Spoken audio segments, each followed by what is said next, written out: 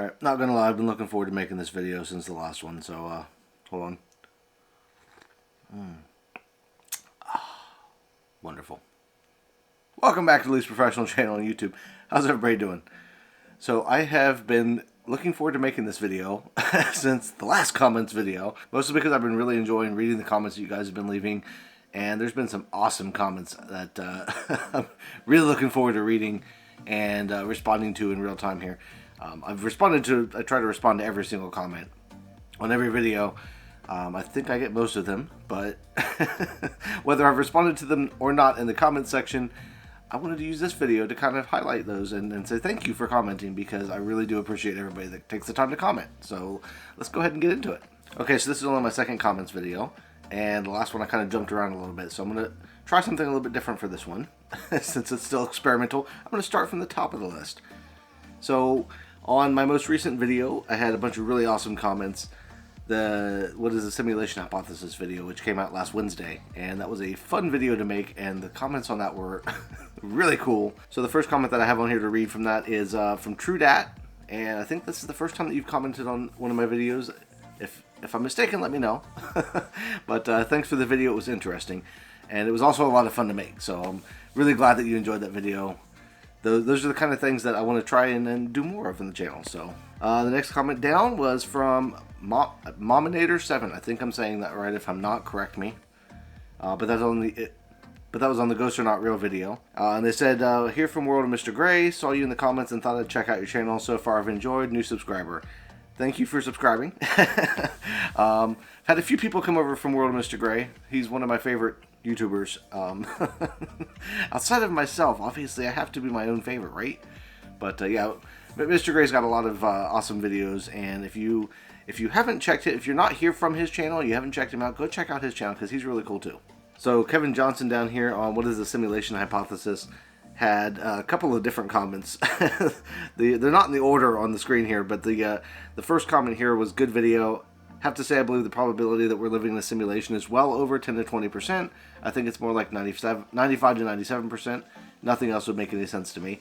And I can't argue with that. That's the thing, is the whole simulation hypothesis. I can't really argue one way or another about the percentages, because everybody has different things that they look at and different things that they've experienced and seen. So if you're more convinced than I am, that's awesome. If you have something that's convinced you, I would love to see it, because that's the thing, is like if I see something that's convincing enough, I'll change my opinion and maybe become more certain. Who knows? But they also commented above, this video was simulated, by the way, and I can't prove it isn't. Chattanooga.org on the same video said, I've at times wondered if it's in the Sixth Sense, if it's like in the Sixth Sense, where I'm only seeing what I want to see or expecting to see. And that could be the case if we're living in a simulation. Like I said in my response there, there's been times in my life where things have been like, oh, that was just too perfect, or that worked out a lot better than I expected. And, you know, quick story, quick sidebar here. But something that struck me with that, in thinking back, I had what I considered at the time kind of a near-death experience almost. I used to geocache a lot, and if you've never been geocaching, it's basically it's a giant game. There's containers that people will hide, and then you have to go find them. The geocaching app is a good one, where you can go in and you can find like spots on the map where there's little containers hidden. You go, you find it, you sign the log, you mark down on the app that you found it. It's kind of a cool little game. My buddy and I went geocaching. We were trying to find what's called a night cache. So basically, these are geocaches that are specifically meant to be found at night. And we went out and we were walking through the woods, and we were trying to find this cache, and we're following they put reflective little tacks up in the tree. So you're shining your flashlight around and you see a reflection, you see the tack, you follow it.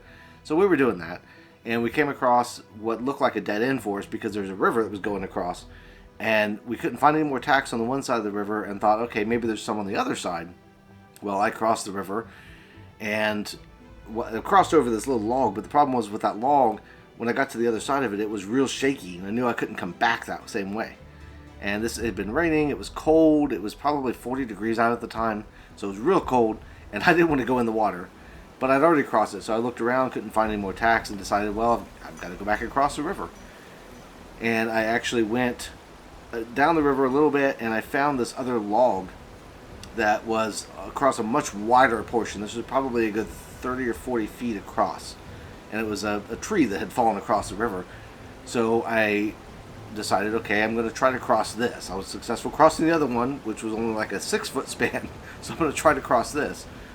And I grabbed a real long stick and I put it down in the water to kind of gauge how deep it was and maybe use it to steady myself. And this was probably a good 12-foot long, 15-foot long stick that I shoved down in the water. Went all the way down and it touched the bottom within about 4 feet or so above the water to spare. So I walked out onto the log and I started kind of making onto the fallen tree, and I started kind of making my way across. And I took a couple of steps, and when I went to pick up the stick that I was holding onto for balance, the water, the currents underneath took the stick and pulled it, and I started losing my balance. Well, and I turned around and I just made one giant leap for the shoreline, and I wound up landing just on the shoreline, but my lower half of my body was in the water, so the water's going by me and it's trying to pull me in. And it's one of those shorelines that was real steep and muddy, so I'm holding onto the top of the shoreline, and I'm sitting there and I'm like, what am I going to do now? I feel like at any second I could fall in, because like I'm grasping onto grass at this point, and the grass feels like it's about to give way, and I've got a big backpack on my back, and the only thing I could think of was I need to get my phone out, because I have my phone in a little side pack on my backpack. Which, the weirdest thing to think about at that point. So I took the phone out and I put it over on the side so that it wouldn't get wet, because, you know, if I'm going to die, at least my phone's going to be okay. But wound up being close enough to the actual tree that was laying across the water that I was able to launch my leg up onto the tree and kind of push my way further so that I could pull myself up and grab a hold of another smaller tree that was actually standing in front of me. Pulled myself up out of that, lay there on my back, and just thought, oh my god, I should have just died. I was inches away from death at that point. If I would have gone in, that would have been it. Like, that river was a good 10 to 12 feet deep probably in most places, and the undercurrent was flowing because, like I said, it had been raining a lot. There's a lot of water flowing really fast.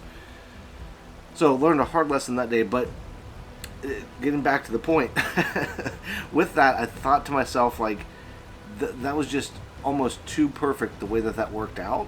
It was almost like in a movie where you have that cliffhanger and you're like, oh my god, what's going to happen? This person just made a really bad choice, and then they just barely make it. And so it was one of those moments where I was thinking to myself, it's playing out like I'm in a movie or in a TV show, or things are just working out. And sometimes you get that way. Like, some things work out like almost too perfect at times.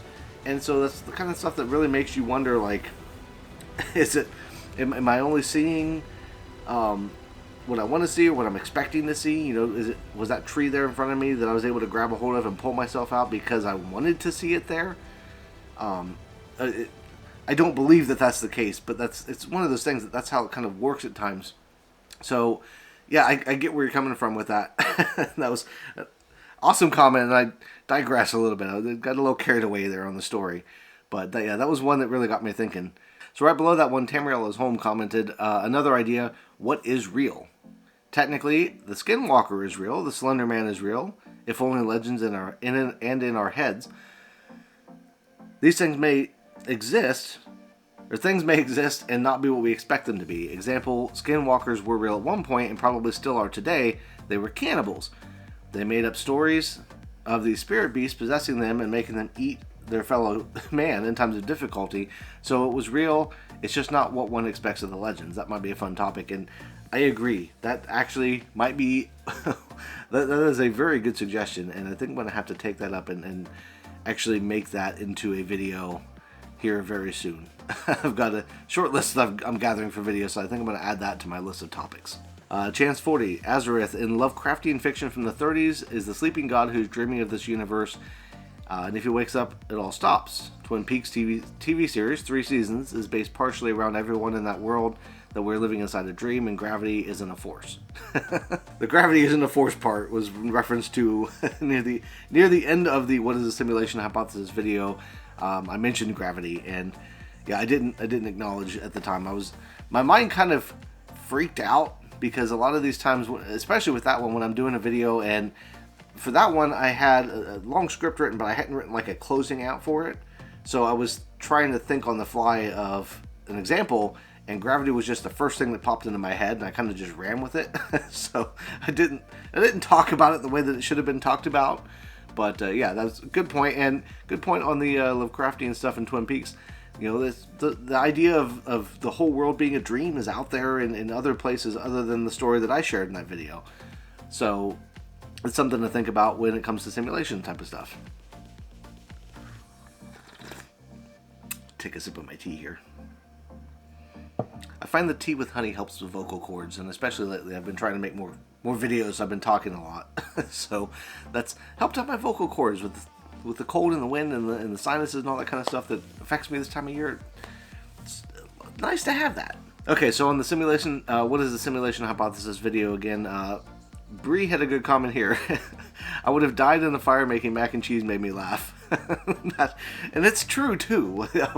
I have had characters in The Sims that died making mac and cheese the first time because I don't know if you've played The Sims before, but if you have a character and you have them making food, especially early on when they don't know much about cooking, you can wind up setting the house on fire.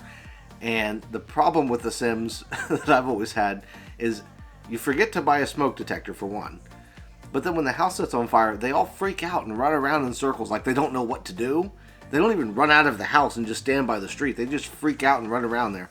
And I've had Sims that died making mac and cheese. So that's where that came from for me.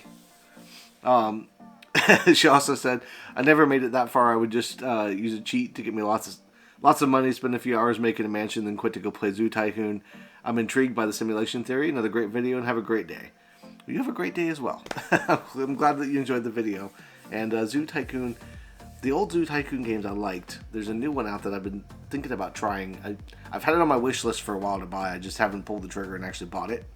But yeah, I love those kind of games. They're a lot of fun. Then Patty adds here, I didn't realize that the simulation hypothesis had been around for so long. I thought it was more of a modern theory, say within the last few hundred years. All I gotta say about it is, if someone did write my life, they could have made me happy and rich. But no. And I know, right? Like, that's the way I feel. They could have made me like rich and with a perfect body and no problems at all. But yet, here I am. So, if it is a simulation, I'm kind of upset with the programmers. Why? This is another good comment that I wanted to get on. This was from I need to get this off of my chest, and this was from last week.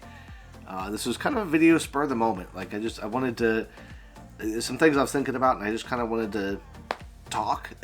I figured if I was going to talk, I'm going to make a YouTube video. But Mr. Crime here says, this is something I can share with you. It's a big reason I stopped watching growth videos, but I also started asking the question, if they know so much about making YouTube channels, why don't they have more subscribers? So I don't firmly believe these growth channels really know how to help you. In the end, I've started following this one-liner, you just gotta press record. And I absolutely agree with that. That's something that for me, and I didn't get too much into it when I was making the video and talking about the YouTube content, the growth channels.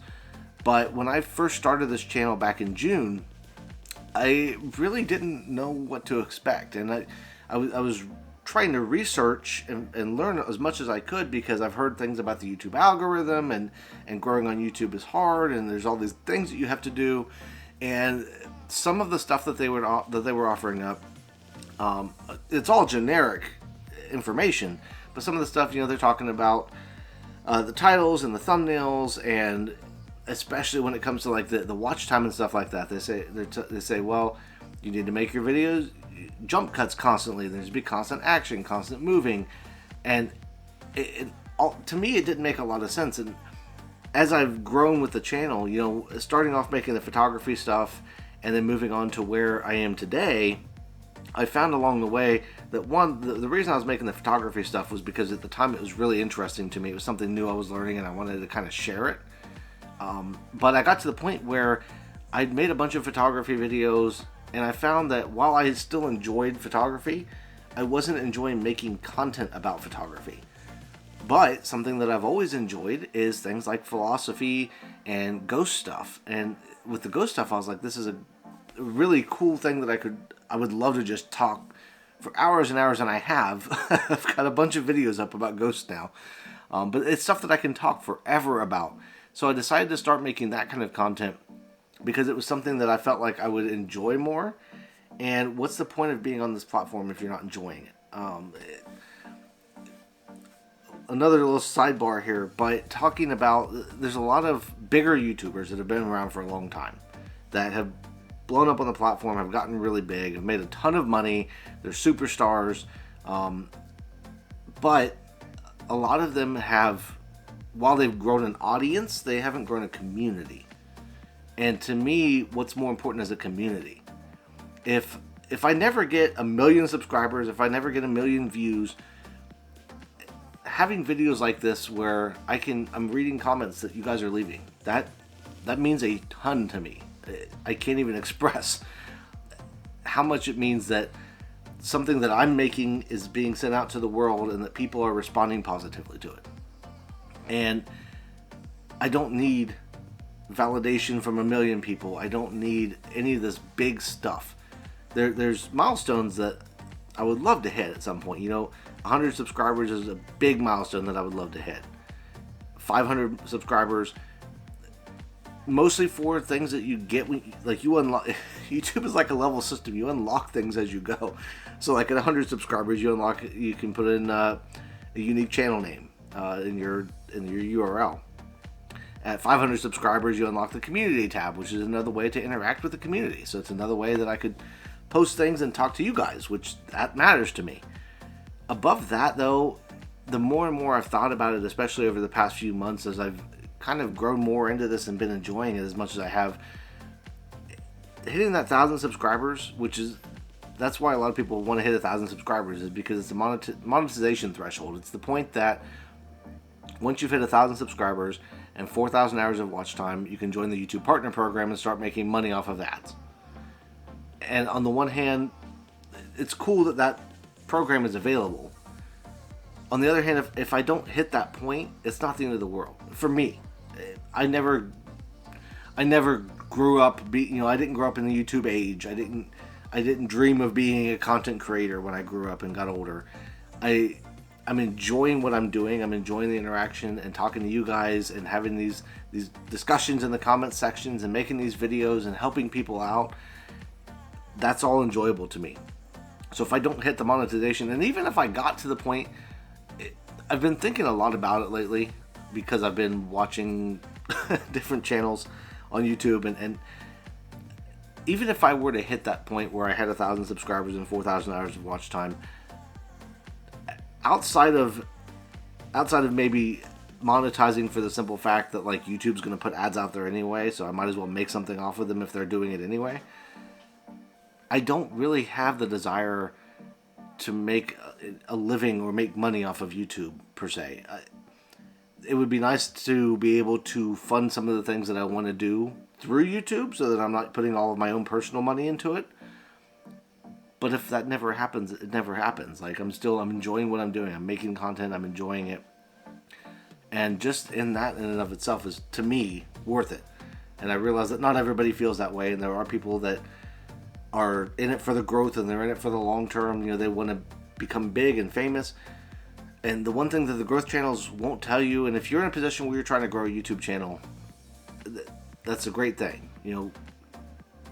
Like Mr. Chrome says here, you got to press record, make videos. But with the caveat of knowing that the growth channels, if you are into those, if you've been watching them or something like that, those growth channels, they are building you up for disappointment. Because while you might hit a point where you become monetized and make a good chunk of money, considering the number of people that are creating content today and how hard it is to grow, if that point comes, it's years down the road, most likely. Not every case. There will be cases where you will wind up getting a viral hit and people just show up and you start making money pretty quick. But one, those viral hits aren't good for long-term growth. And two, if it takes years of making videos and content. I'm up to almost 50 videos now that I've made this year. And, I can show you guys, I'll show you something that a lot of channels probably won't show because they don't like to show this behind the scenes kind of stuff. But I'll show you. So this is the YouTube studio here, and it shows the videos and how many views I've got, comments, the likes and dislikes, which, by the way, YouTube got rid of the dislike button. Or they didn't get rid of it, they got rid of the count. So people can't see the count anymore, which is weird to me, and maybe I'll do a video about that if there's interest in it. But so I can see all these metrics in the back end, but what a lot of people don't talk too much about is when you have a video, like, I'll show my simulation hypothesis. I'll show my simulation hypothesis video here.